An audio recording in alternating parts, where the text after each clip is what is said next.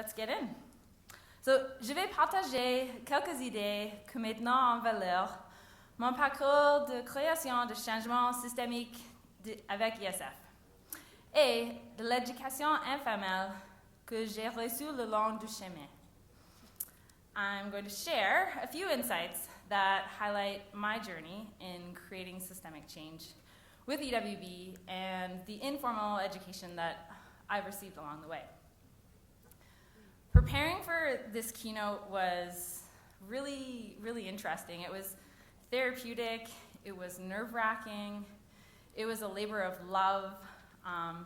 It's taken me some time to be actually at peace with some of my experiences with EWB, and I'll bring you into that throughout the talk. But this is not really due to any failure on EWB's part or anything like that, but rather because everything that I've done has meant so much, and I've poured like my heart, my soul, my life into it, and that's meant a lot. So when things haven't gone as planned, which they don't usually do, it's taken me time to sort of appreciate what is and learn from what happened.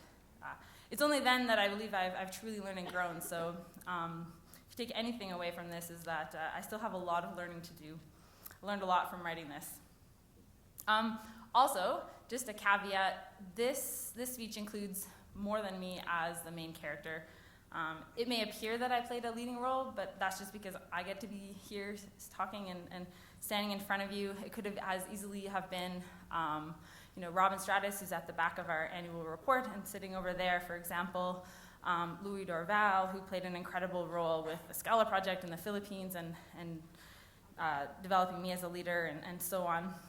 But yeah, this journey has really been a journey of many EWBers, many of whom are in the room, and many EWB partners.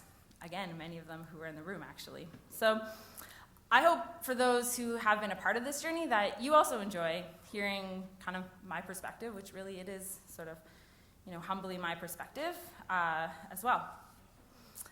And I've focused the talk on the parts of the journey that relate more to what I call strategic decisions, rather than what I call management decisions. So all the mistakes and the humble learnings and small successes that I've had as a manager and a leader for many EWBers aren't a part of the talk. But maybe in the future I can get a chance to share some of that too and do some more learning there. But yeah, so we're going to dive in, and I'm going to talk about some of the insights that highlight my journey in creating systemic change with EWB.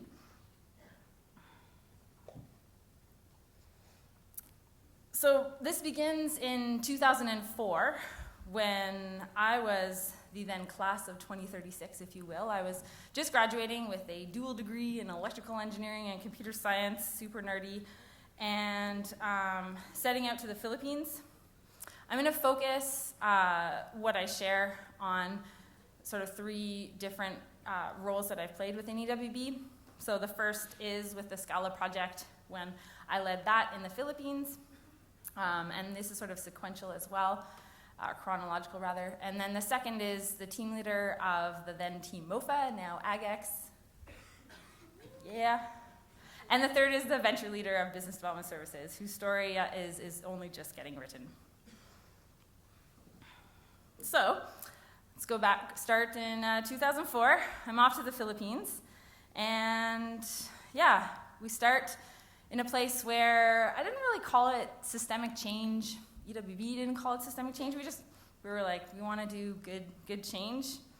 And to me, good change was providing a life for people with no opportunities or limited opportunities. I'd really yet to ask myself what kind of change really did matter, and it would actually be several years before I did that. So I went to the Philippines, and as I mentioned, inherited the work of Louis Dorval and several other EWBers from McGill called the Scala Project. Just briefly, the Scala Project is about kind of EWB bringing computers and computer training and partnering with the government to kind of provide a combination program that's both computers and life skills training for out-of-school youth. And in these days, UWB wasn't really wise enough to have a framework for how change happens or a list of principles or questions. Really all we had was our passion and our commitment and dedication, and sort of our key mode of operation was just like learn quickly. So what did we learn? We learned that we were actually quite lucky to have this project be fairly successful. UWB had, and a number of chapters had started up projects across the world, and a lot of them were not very successful, yet the Scala project in 2 short years had grown to what I saw as like a national phenomenon, where municipal governments across the country were clamoring to be a part of the project. And the municipal governments that were part of the first 16 centers, so it's like 16 cities across the country, were super proud to own such a project, and that was having a tremendous impact on youth that were, when they come into the program, unemployed and leaving, often finding employment or returning to school. So we had luckily landed on a project with a local partner that was really strong, and I think that was a key insight for us there. They really had almost all of the pieces except for the one that we brought in, and as a result, sort of things flowed. And Frances Wesley, who you heard yesterday, and I'm going to be quoting a few more times, talks about this sort of feeling of flow, and she describes it as social innovators describe a moment in the process when they themselves felt swept along by the stream, caught up by the forces they may have triggered, but that they in no sense felt they controlled. Momentum can build into an intensity that surprises the people who dreamed up such a transformation. And that was really the feeling of things in the Philippines, with these municipal governments clamoring, such a pride going on, and yeah, I think we had this partner that had the know-how, the resources, and the motivation, and at the same time, the timing felt quite right. They were ready for something like this. They had been thinking about something like this, but just hadn't quite gotten to the actual conceptualization of the project. There was a big recognition of the need for computer training and something that would help their livelihoods program actually be effective. And just to give you an idea of kind of some of the amazing people who were behind this is Mr. Che Guevara. That was his nickname. I actually don't know his real name, but he was an amazing man. He's a social worker, heads up the regional level of the Philippines. So here's kind of Region 6 in red there. Philippines is about 7,000 islands. And this is right before I left the Philippines, and he organized this amazing going away event with all sorts of gifts and speeches and whatnot. And yeah, he was just someone who had so much passion and really cared about doing his job really well. And as a result, Region 6 was, when I was there, the most successful region for the Scala project, where we saw so much momentum and interest and innovation in the project. So for most of my time on the Scala project, my role was actually focused on shifting EWB out of this project. We had seen it be quite successful, and this caused us to ask the question, okay, what next? At the same time, EWB as an organization overall had made the call to focus geographically and decided to focus on sub-Saharan Africa. And so my job was to really figure out how we could phase ourselves out. And we had a pretty good process for phasing ourselves out at kind of the municipal level, and that was built in from the beginning, but hadn't really figured out how we could phase ourselves out from sort of more of the overall project management and oversight role. And those roles are really to be played at the regional and national level. Put another way, I think if you look at kind of this diagram as sort of the wind turbine in the corner is the innovation. I think we'd figured out the innovation, figured out what was needed to build the wind turbine and make it run, but and we were finding it was quite, was plugging in decently into the system, but we were still sort of playing a little bit of that link, maybe sort of the transformer role or what have you. Sorry for the electrical engineering reference. But yeah, we had figured out kind of the innovation, which is kind of the tangible thing. But now we were shifting our focus towards the whole system, which is an interesting thing that I'll come to later. So when I left the Philippines, after having spent 2 years focusing on sort of how we can sort of make sure that we can phase out successfully, there were a lot of things to celebrate. In particular, we had established 9 centers, bringing the total to 25, with most of them with us stepping back and having Filipinos play the lead role in establishing those new centers. There were people like Che Guevara at the regional level who were committed to supporting the Scala program, but I left a little bit angry. This is the 5 stages of grief that actually work quite well for me reflecting on how I feel and felt about different things.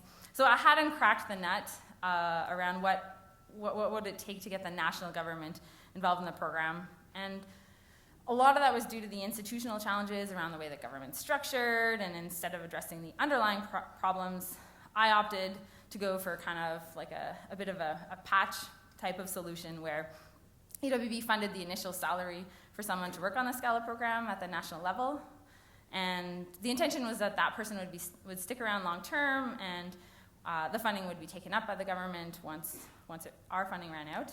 And it actually, I'm a little bit embarrassed to say it right now because it does in hindsight sound like quite a silly idea, especially as I shared in front of sort of 700 sophisticated systems changers. But I perceived it as really my only option. And I think had I been more wise around systemic change, I would have, better recognized sort of the deep rootedness of kind of the institutional challenges and the need to either address them or sort of accept the consequences there. But it must not have been a bad idea. I was able to convince Parker Mitchell, the then co-CEO, to go for it. And so we took the risk and we failed. The hire for the national level quit 6 months later, and the government never filled the role. So when I look back, I talked about perceiving this as my only option. It really wasn't, but I was isolated. I was the only person in the Philippines at the time, and receiving pretty minimal support, like phone calls every 2 months. And to me, that brings up the question that I think we're still evolving is sort of how do we best support ventures. We've done lots of learning about this. This was the reason why we decided to focus geographically. And more recently, this is why things like portfolio managers exist. And there are lots of conversations about how ventures can relate to the rest of the organization and sort of how that support exists. So later on, when I was living in Ghana, I'd actually look back on the Philippines with fond memories. I'd sort of come to the acceptance stage of this process, and really, it also felt like things worked much easier in the Philippines, which made it easier to put my perspective in the Philippines, or my failure in the Philippines into perspective. We'd hit that flow, and that was a point that I'd find much more challenging in Ghana. So shifting to Ghana, this was in 2007. I made the move, and I decided to spend 3 years there, committed to creating change and in the agriculture sector. And really, all that I brought with me was the hope that it was possible, and like an intense curiosity about the agri sector and what would it take to create change in the messiness that involves subsistence farmers, a large government agency, a handful of medium-scale, large-scale businesses, and the thousands of NGOs that exist in Ghana. So when I arrived, I joined Team MOFA that was just getting formed and was in the early stages of designing the Agriculture as a Business program. Raise your hands if you've heard it. Just I'm curious. All right, good. Cool. So I'm going to share sort of my perspective on that program. For those who haven't, it started out as a way to enhance the quality of extension service that a farmer receives from the ministry. In the beginning, it was really like a set of laminated cards, a collection of best practices that we'd seen certain extension agents apply, and a more practical way of training other extension agents. So and initially we saw a lot of success. This is just a graph that shows kind of the before after for the different parameters we were measuring. And things looked good. We were working with the top 5% of the extension agents in northern Ghana, and they were the ones who would actually who were applying the best practices, and they were excited to see this come into something that was actually like articulated and formalized. And they were excited to sort of apply the program in a bit more of a rigorous way, particularly when an EWBer would go with them to the field to visit the farmer on the back of their motorcycle. So we were excited that the program worked at the farmer level, and we were seeing some initial success within the ministry as well. So our theory of change, which I tried to visually represent, was sort of create these sort of small amounts of sort of success, the light bulbs there. Once we'd figured out how to make it work at the farmer level, and then sort of go to the national level, which is down in the south of the map there, and get them to sort of take a magnifying glass and first notice what's going on, and then dive in and figure out a little bit more. And we were hoping that would really open a discussion with the national ministry around some of the more deeply rooted challenges we'd seen that are holding extension agents back from doing great work. However, we never really got kind of to the point where we had enough of those light bulbs there. Not for trying, for sure. When we started to pull away from the role of motorcycle companion, interest started waning. It didn't go down to zero, but it certainly diminished. It might have been interesting if it did, because that might have forced us to ask some tough questions earlier. The following year, we went through kind of the stages of grief quite quickly. Denial, which I don't think is quite very easy with EWBers, because of our culture of sort of asking tough questions. There's the frustration, the anger. Again, I don't think it's so easy to stay in that stage with EWB due to our culture of sort of persistence and resilience. But we did do a great job of sort of staying in the bargaining stage. So bargaining is described on Wiki as when the competitive brain can get delusional. You'll often do anything to diminish the threat in your own mind and in the minds of your stakeholders. So our delusional strategy is we tried to tweak how we approached districts, how we marketed the program, who we focused our efforts on, to get more top-down buy-in. Despite the creativity of those efforts, they really brought very limited return. And really, we forgot to listen, and particularly, I take responsibility for this as the leader, to listen to the trends and check our assumptions. So this is, sort of an image to describe, if you're surfing and you're able to read the waves and time it well, you can catch the wave. But for anyone who's surfed and not timed it well, usually crash, or you don't get much, you don't get up on the board and get much speed going on. So one of the key ones that we were trying to listen to was that an assumption that at the national level there was enough interest in what we were doing. There were policies coming out on sort of agriculture as a business and farmer group development, which were kind of the two key things that we were working on and branded around.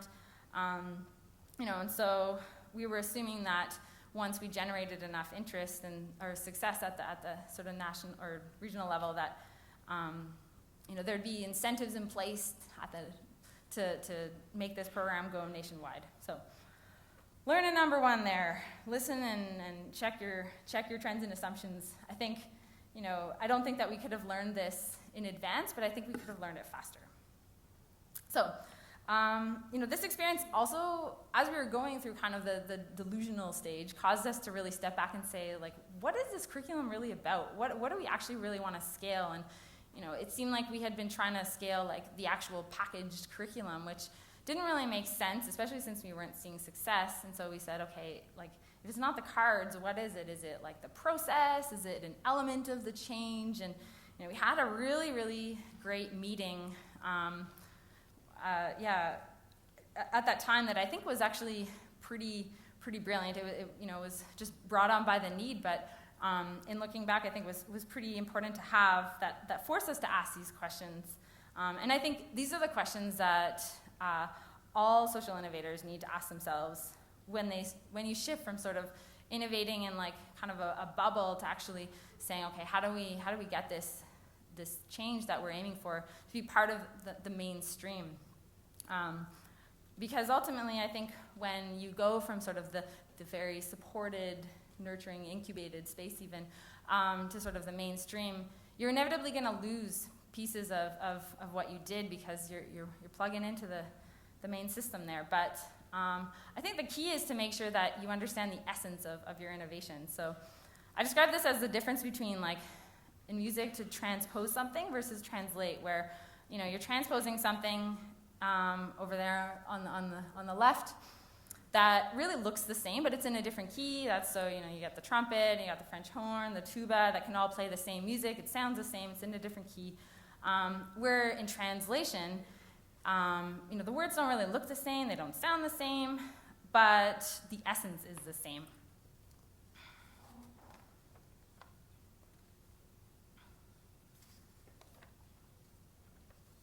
Whoop. There we go. So the third learning on AAB didn't actually come until late last year, and I'm in a program that Francis Wesley is leading. And I'd finally come to the acceptance stage. You know, I'd stopped asking the what if we would have done more, tried harder, spoken louder, been more creative. And my mindset had shifted.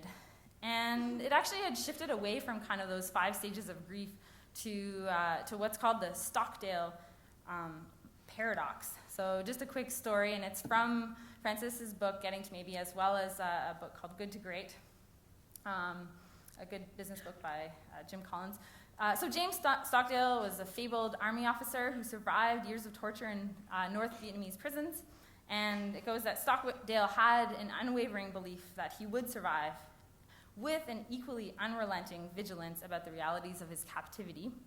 He was constantly attuned to what was happening to him and his fellow prisoners, and adapted his survival strategies and tactics accordingly, day by day.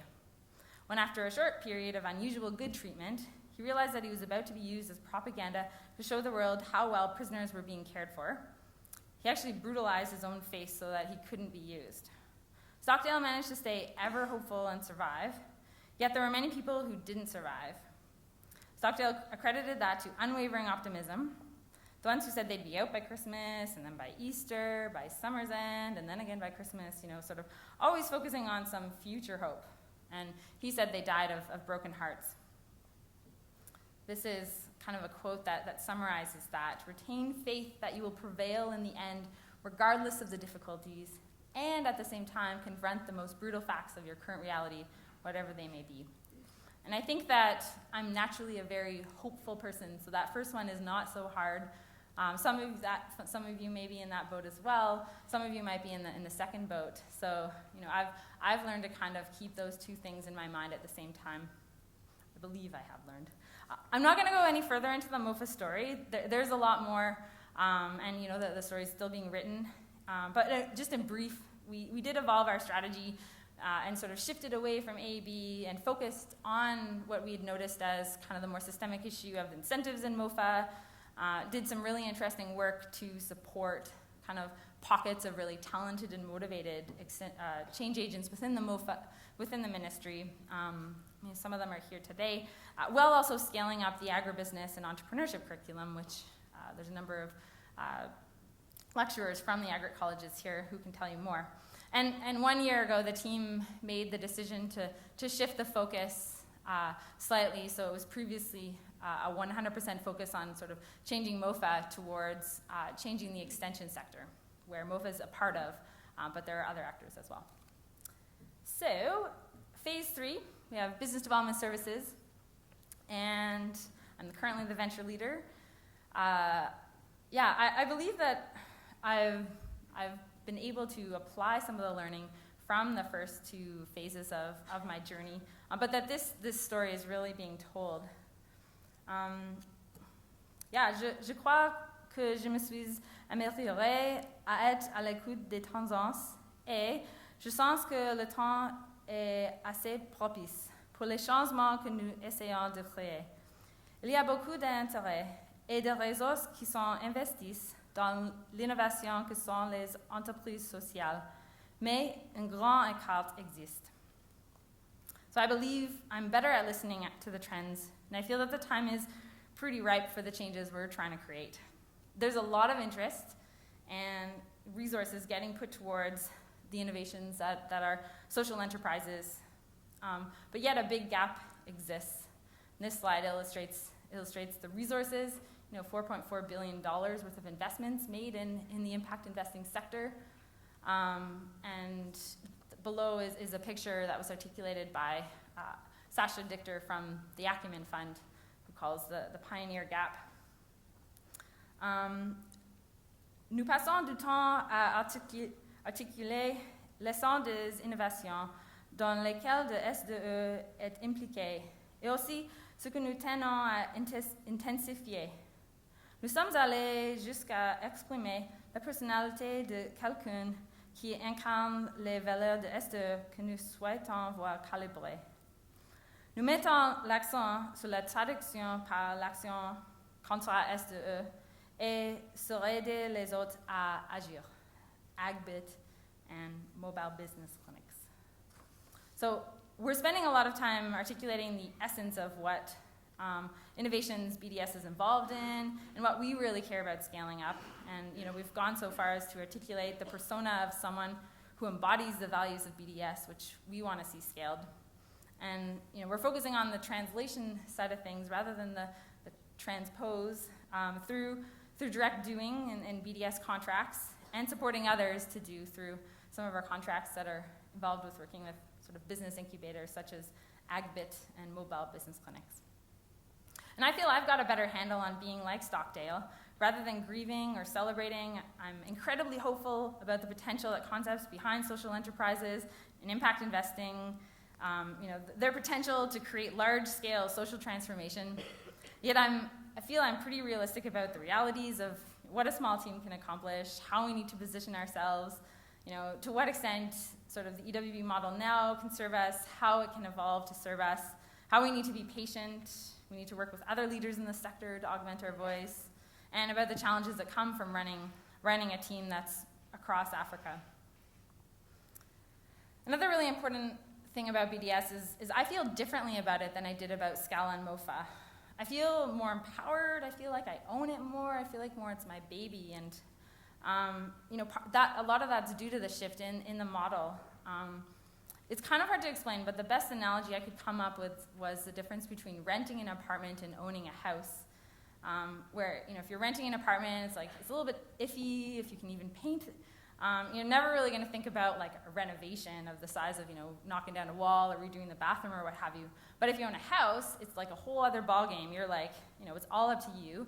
Basically, it's your responsibility to kind of pay the taxes. Make sure you're thinking about sort of the market value of your house. But the changes are sort of pretty endless as long as you have the courage to knock down that wall, the imagination to kind of think about a different space, and I think enough burly, strong men and money to kind of make it happen. So, DWB, I think it's important that we provide ventures with that freedom, to sort of own their ventures, and complemented though with the support to be courageous, to dream, to imagine what could be, and some untied funding, and maybe even some burly, strong men to help people build their dream houses. So, as I said, the BDS story just has an initial couple of chapters, and we're full of hope, promise, with an exciting sector to be involved with, and I'm excited about the learning and the changes that we'll undergo in the coming years. So, how do I sum up these 9 years of experience with EWB? I've shared some stories from my time in the Philippines and Ghana and tried to extract the key learnings. But when I step back, I think there are 3 key learnings that I think are really important to make sure we hit on. So, numéro 1, mon voyage dans la création d'un changement systémique apporté à la fois sur la création de changement et de faire partie du changement lui-même. Vous n'êtes jamais vraiment hors du système. L'auto-réflexion et l'auto-révélation sont nécessaires dans le changement systémique. In English, my journey in creating systemic change has been both about creating change and being a part of the change itself. This is sort of a visual to represent that. But really, you're never really outside of the system. Francis talked about that yesterday as well. And self-reflection, self-revelation are critical to systemic change. And numéro 2, l'apprentissage n'a pas été linéaire. Comme j'ai continué à revenir à des expériences passées avec des nouvelles perspectives. C'est comme ce qu'a dit T.S. Eliot. C'est comme revenir à la maison et connaître le lieu pour la première fois. So the learning hasn't been linear, as I've kept coming back to past experiences, as you hopefully saw, with new perspectives. I really like this quote from T.S. Eliot. We shall not cease from exploring, and at the end of all our exploring will be to arrive where we started and know the place for the first time. Last, I feel really fortunate to have had such rich experiences during the past nine years of my time with EWB. Like, as you see, sort of many failures and a decent amount of progress and success. And when I step back and look at sort of what this means for EWB, I have the hopefulness that we are on the right track. We have a vision and a model that's like coming alive with the conference. Amazing, diverse new venture pitches that have come in, new relationships that are being developed, conversations last night that happened about sort of how the network and ventures interact, super important stuff to figure out. So we're facing the realities of the dilemmas. And here are, I think, 3 questions that I want to make sure you hold, and then I'm going to finish because I think I'm about done. But I think they're important to think about and even ponder on when you go into your sessions today, the venture sessions. So they're quite critical for EWB right now. So how can we best ensure we are able to balance kind of the tension between the tangible innovations and system-level change that can allow these innovations to be scaled and sustained? How can we both be young with energy, seeing things through fresh eyes, while making deep changes that require long-term commitment and experience? And this is something that I ask myself, given sort of I feel was kind of more on the young. I hope I'm still young with energy, but I feel like at the same time I've got some experience that under my belt, and so I think it's important to kind of keep a balanced perspective that both are needed and always important to leverage. And kind of the tension between best supporting sort of our ventures, sort of and the change we want to create, and nurturing our assets, our people, our culture, the countless assets that we have. And so it's all of our job to make this happen, because EWB is basically us. And just to conclude, if you're sitting there and you're kind of like, really, me? Like, this maybe is my first conference. I've only been involved with EWB. In times like this, I lean on Gandalf, one of my favorite fictional characters, from The Hobbit and The Lord of the Rings, who says, Saruman, the bad guy in the story, believes it's only great power that can hold evil in check. But that is not what I have found. I found it is in the small, everyday deeds of ordinary folk that keep darkness at bay. Small acts of kindness and love.